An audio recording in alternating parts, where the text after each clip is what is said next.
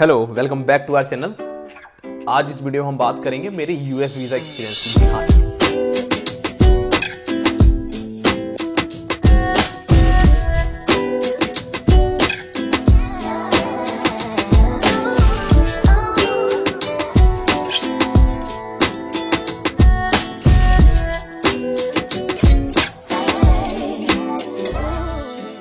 जी हाँ, United state का America का मेरे पास में वीज़ा है एंड वीज़ा मेरा 10 साल का है। एंड वो कैसे लगा, क्या क्या खर्च हुआ, अगर मैं बताऊँ तो मेरे पास अकाउंट में ज़्यादा पैसे नहीं थे, लाइक मुश्किल 20-30 हज़ार रुपये होंगे इटली में।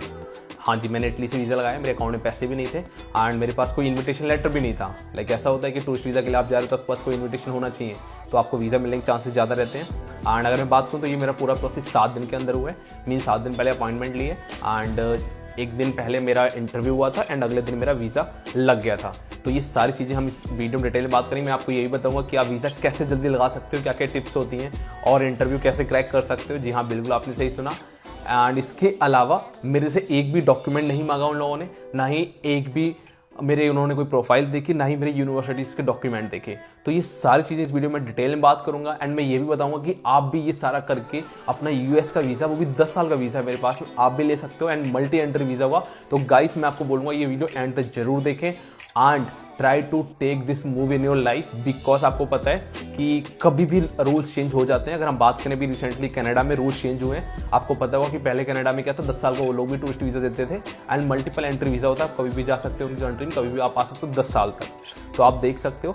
बट रिसेंटली कनाडा ने वो वीज़ा अपना बंद कर दिया। तो मैं आपको बोलूँगा कि जितनी जल्दी हो सकता है उतनी जल्दी आप अपने ये वीज़ा लेके रख लो, आपके लॉन्ग टर्म के लिए ये अच्छा रहेगा। तो चलो चलते हैं वीडियो में, हम डिस्कस करेंगे कि मैंने ये प्रोसेस कैसे किया, कहाँ से किया, किसकी मैंने हेल्प ली एंड मेरा कितना खर्चा हुआ एंड आफ्टर ऑल इस वीज़ा क्या क्या पक्ष मुझे मिले हैं। एंड जैसे आपको पता है मैं इटली में एक स्टूडेंट हूँ, इंटरनेशनल स्टूडेंट हूँ एंड इसका मुझे यहाँ पर क्या क्या बेनिफिट मिल रहा है। तो चलो बिना किसी देरी की वीडियो करते हैं शुरू। चलो वीडियो स्टार्ट करने से पहले मैं एक अपना क्विक इंट्रोडक्शन दे देता हूँ। मेरा नाम कुलवंत है और मैं इंडिया का रहने वाला हूँ और करंटली मैं इटली के अंदर यूनिवर्सिटी ऑफ मैसीना अपना मास्टर्स कर रहा हूँ कंप्यूटर साइंस के अंदर। तो हम बात कर लेते हैं, मेरा रिसेंटली अभी मैंने यूएस से वीज़ा लिया है एंड मेरे को टूरिस्ट वीज़ा मिला है जो कि टाइप B1 B2 होता है एंड ये 10 साल का वीज़ा है। तो मैंने इटली में बीइंग एन स्टूडेंट मैंने यहाँ से वीज़ा अप्लाई किया था। जिसमें आपको बता दूं, अगर आप इंटरनेशनल स्टूडेंट हैं, किसी और कंट्री में हैं एंड आपके पास वहाँ का एक लीगल स्टे परमिट है, जैसे मेरे पास में यहाँ पर रेसिडेंस कार्ड है, स्टूडेंट रेसिडेंस कार्ड, तो अगर ऐसी चीज़ें आपके पास हैं तो इनसे वीज़ा मिलने के चांसेस बहुत ज़्यादा रहते हैं। क्योंकि यहाँ पर रीज़न क्या होता है मिलने का, आपका स्ट्रॉन्ग इंटेंशन होता है returning back to your country. जैसे मैं यहाँ पर मास्टर स्टूडेंट हूँ, अगर मैं वीज़ा अप्लाई करूँगा तो कंट्रीज को पता है कि हाँ मैं लौट के जरूर आऊँगा इनके पास में, तो एक ही बहुत स्ट्रॉन्ग इंटेंशन होता है। तो चलो हम बात कर लेते हैं कि मेरी जर्नी स्टार्ट कहाँ से हुई। तो जब मैं इटली में आया था अक्टूबर 2023 में आया था एंड दैट टाइम मेरा ये इंटेंशन था कि चलो ठीक है इटली में मास्टर्स करते हैं। जैसे आपको पता है यहाँ मास्टर्स पूरी फ्री है, कोई आपको पैसा नहीं देना है, कुछ नहीं करना है। तो मैंने यहाँ मास्टर्स अपनी करी, मास्टर्स अभी चली रही है मेरी, लाइक मैं फाइनल ईयर में हूँ। एंड देन मैंने कहा था यार लोग यूएस भागते हैं, आपने देखा वो यूएस लोग जाते हैं 60-60 लाख रुपए देके जाते हैं, लोग डोंकी लगा के यूएस जाते हैं एंड डोंकी लगा के जाने के लिए US and they spend like 50 lakh 60 lakh 70 lakh रुपए दे रहे हैं फॉर द डोंकी, लाइक जहां पर आपको आपकी जान का भी खतरा है, वो सब कर रहे हैं बस यूएस जाने के लिए। तो मेरे मन में भी आया कि लाइक मेरे को बाहर जाने का इतना वो शौक नहीं था। देन मैंने सोचा कि लोग इतना जब कर ही रहे हैं तो एक बार मैं भी तो देख के आऊँ कि यूएस कैसा है। तो उसके जाने के लिए मुझे क्या है, हम तो स्टूडेंट हैं एंड हमारा पूरा टारगेट ही रहता है कि यार बीइंग एन स्टूडेंट कम से कम पैसे में पहुंचे और अच्छी कंट्री में जाएं एंड लीगल तरीके से जाएं। तो मेरा सेम इंटेंशन था। फिर मैंने सर्च करना स्टार्ट किया, देन मेरे को पता चला कि इसके लिए DS-160 फॉर्म लगता है। तो यूएस के लिए DS-160 फॉर्म लगता है जो आप पहले फिल करते हो। तो कहानी स्टार्ट हुई मेरी DS-160 फॉर्म भरने से। तो ये फॉर्म काफी लेंदी होता है एंड आई थिंक ये फॉर्म अगर आप भरोगे तो आपको 1 घंटा लग जाएगा एंड ये फॉर्म ही डिसाइड करता है आपको वीजा मिलेगा नहीं मिलेगा आफ्टर इंटरव्यू, क्योंकि ये आपका पहला इंप्रेशन होता है जो वीजा इंटरव्यू के पास पहुंच चुका होता है। तो हाँ, इस वीडियो में आपको ये सारी चीजें बताऊंगा कि DS-160 मैंने क्या कैसे भरा एंड मैं इसकी सेपरेट वीडियो भी ले आऊंगा कि स्पेसिफिक कैसे भरते हैं DS-160 फॉर्म को, मैंने कैसे भरा है मैं वो भी दिखाऊंगा उसमें आपको। तो अभी हम बात कर लेते हैं कि सबसे पहले तो जर्नी स्टार्ट हुई थी कि मैंने DS-160 फॉर्म भरा था एंड फॉर्म भरने के बाद जो यहाँ की फीस होती है वो फीस थी मेरी 154 यूरो थी, आई थिंक। हाँ, 154 यूरो मेरी फीस थी। मैंने अपनी फीस भर दी वीजा की एंड मैंने अपना फॉर्म कर दिया सबमिट। अब क्या होता है, DS-160 फॉर्म जब आप भरते हो, अगर आपको कोई बाहर रह रहा है तो आप उसका रेफरेंस लगा सकते हो। ऑल्दो मेरे 1-2 फ्रेंड बाहर रहते हैं तो बट रेफरेंस के लिए आपको उनके डॉक्यूमेंट वगैरह चाहिए होते हैं। तो वहां में एक मेरी दीदी रहती थी, तो लाइक होता है ना दोस्त बन जाते हैं उस टाइप से। तो मैंने उनसे बोला था, तो लाइक उन्होंने अपनी डिटेल्स प्रोवाइड कर दी, तो मैंने भर दिया था। अब आता है कि आप डिटेल भरने से कुछ नहीं होता, आप कहाँ जा रहे हो, आपके पास एक लीगल आइटिनरी होनी चाहिए क्योंकि इंटरव्यू वो आपसे पूछते हैं और आपको डालनी पड़ती है। जब आप 160 फॉर्म भरते हो तो मेक श्योर आपको DS 160 फॉर्म बहुत ही अच्छे से भरना है। उसमें एक एक चीज संभाल के भरनी है। उसमें क्या क्या पूछते हैं बता देता हूं। आपका पूछते हैं एजुकेशन बैकग्राउंड, करंट एजुकेशन क्या है, करंट स्टेटस क्या है, आप कहां रह रहे हो, आपकी नेशनलिटी क्या है, आपके पेरेंट्स क्या है, आपका कोई बाहर रह रहा है तो उसका रिलेशन क्या है, आप कितने टाइम से उनको जानते हो, एंड आपकी एक्सपेक्टेड डेट, आप कब जाने वाले हो। तो ये सारी चीजें उस फॉर्म में भरते हैं। And apart from all this आपसे ये भी पूछते हैं, आपके सोशल मीडिया के हैंडल से भी लेते हैं वो लोग। तो मींस आप जब 160 फॉर्म भर देते हो अपॉइंटमेंट मिलने तक, तो देखो क्या 2 स्टेप होते हैं। पहले आप 160 फॉर्म भरते हो, अपनी फीस पे कर देते हो, देन आपको इनकी वेबसाइट पे सर्च करने पड़ते हैं अपॉइंटमेंट।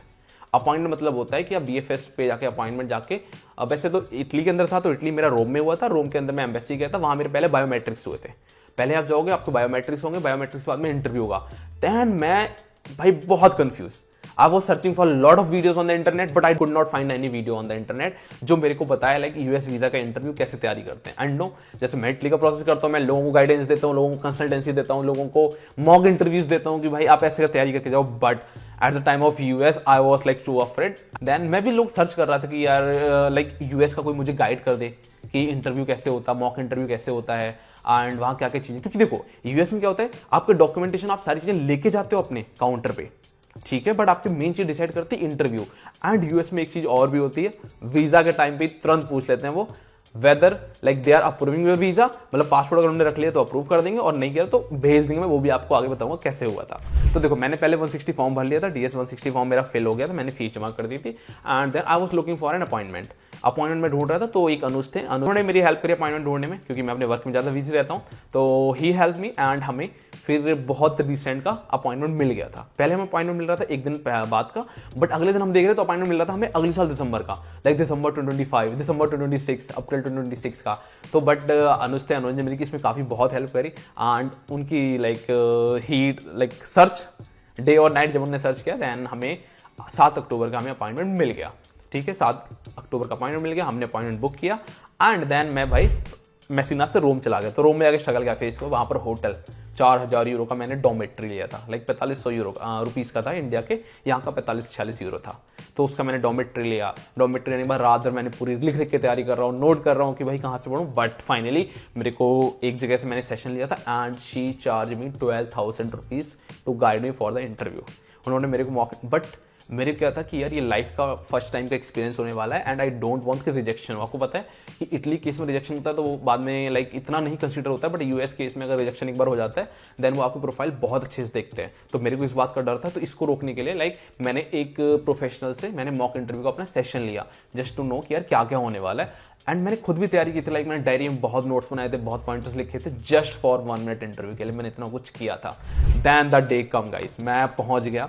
एंड बहुत फनी स्टोरी मैं सुनाता हूँ। मैं वहाँ पहुँच गया 6 तारीख को, 5 तारीख को मैं पहुँच गया था, 6 तारीख को मैं वहाँ स्टे किया, एंड 7 तारीख को मेरा इंटरव्यू था। एंड मैं इंटरव्यू के लिए क्या होता है कि आपको एम्बेसी में कुछ भी लेके जाना अलाउड नहीं होता है। मेरे पास भी सेम ऑप्शन था, मैं भाई अपना बैग, फोन सब कुछ अपने रूम में हॉस्टल में रख के चला गया। अब मेरे को, अब आपको पता है इटली के अंदर तो यार आपको इटालियन लैंग्वेज आनी चाहिए, आपको बस में किसी से पूछना है। मैं बस का नंबर देख के मैं एम्बेसी तो पहुंच गया। एम्बेसी पहुंचने के बाद एक पेपर पूरा लिख के गया था कहाँ मुझे जाना है, क्या करना है। ठीक है, एम्बेसी पहुंचने के बाद में जैसे मैं एम्बेसी पहुंच जाता हूँ, दैट टाइम उनको मैं अपना अपॉइंटमेंट लेटर दिखाता हूँ, मेरे को एंट्री देते हैं और लाइन लगी होती है।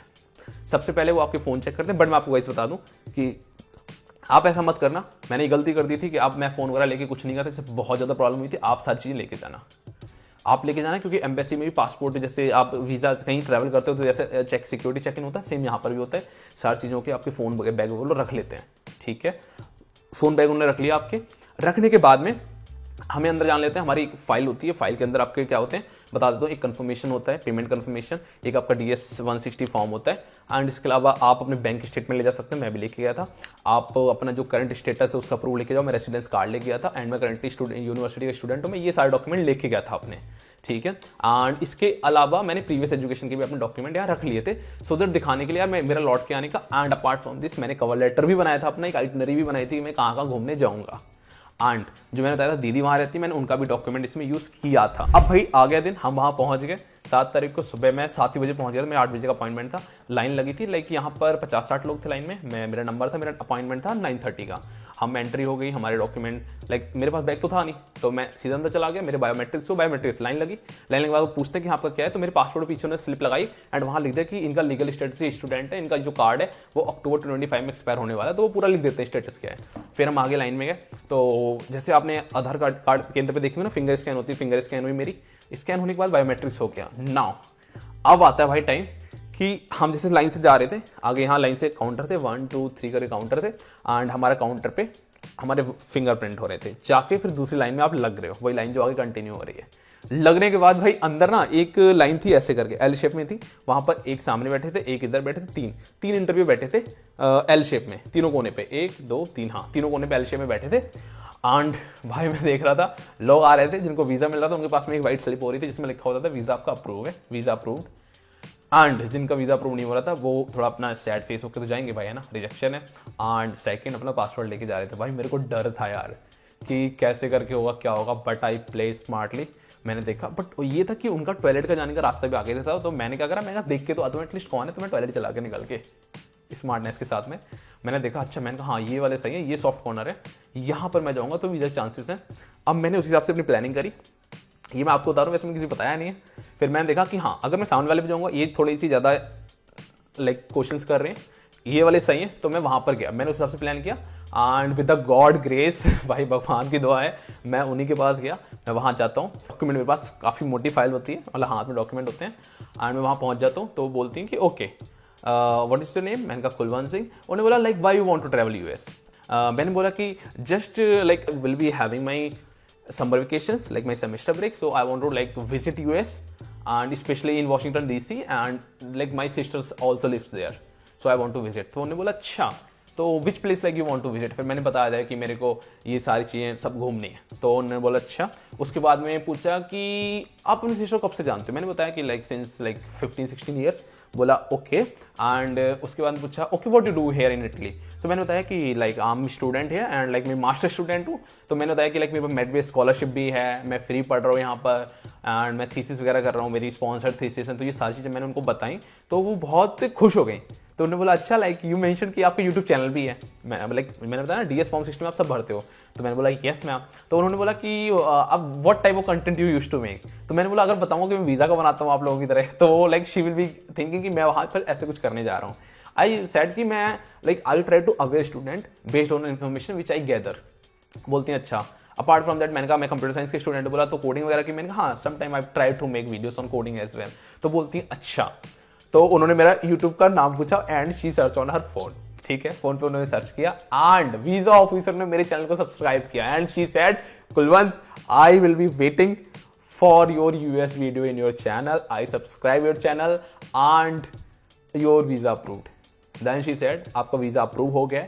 मेरे को मतलब समझ में नहीं आ रहा था, मैं सोच रहा था यार क्या मतलब, फिर एक फील ऐसी थी कि भाई फिर से बोलो।